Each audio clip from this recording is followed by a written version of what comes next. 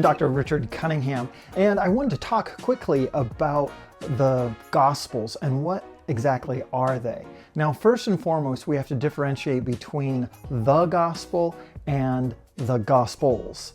The Gospel is the content of the preaching of Jesus, and essentially that oral tradition that has been passed down from Jesus to the apostles, and as it has been eventually codified in what was written down in the Gospels. So you have the Gospel, which is the content of what is preached, and then you have the Gospels, those four pieces of literature in the canonical Gospels, at least in the New Testament.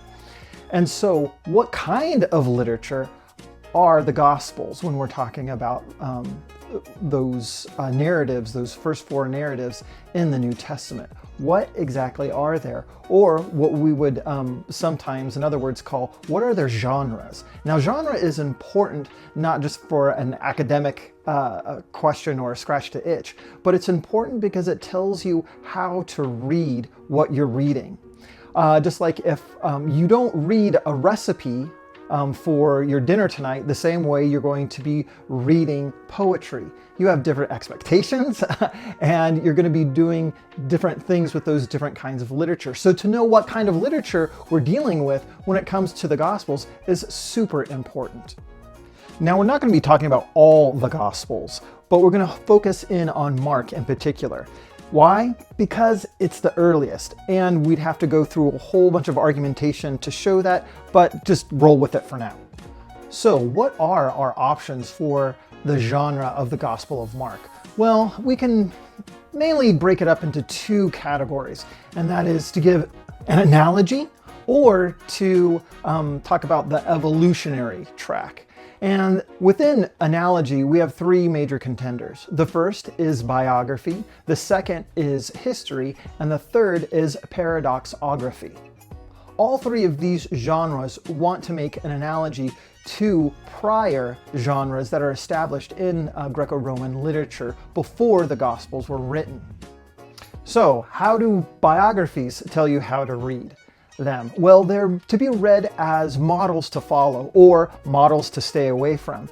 They hold up a particular person and their way of life to conform to or to steer away from.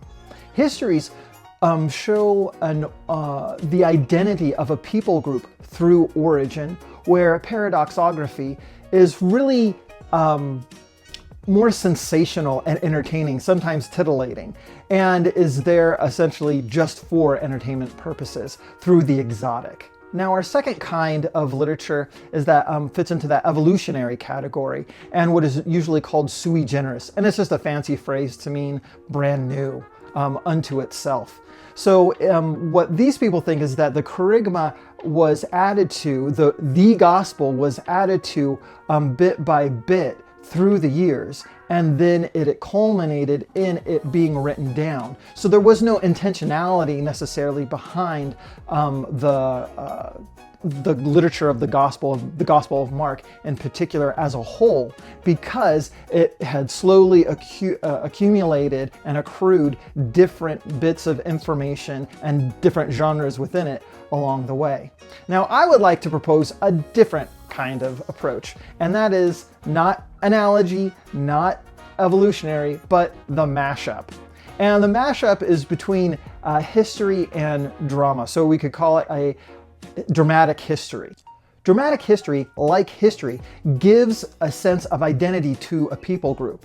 But unlike history, it doesn't do it through origins, it does it through a particular person's revelation of their own identity, through a recognition of one person's identity. And so that focus on one person's identity is like a biography.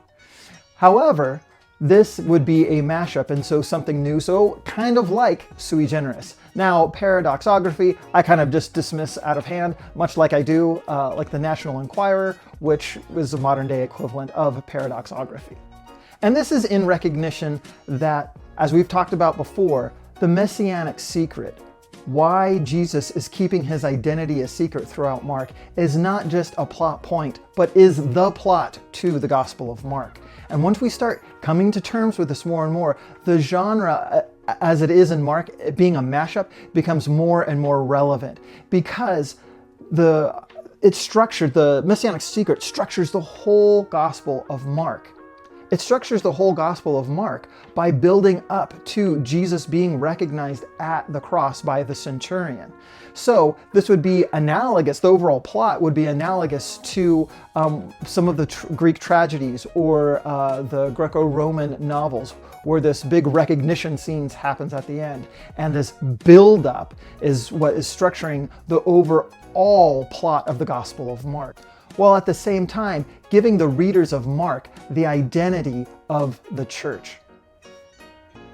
So what are the Gospels? The Gospels are a mashup of different things. It's not just biography. It's not just history.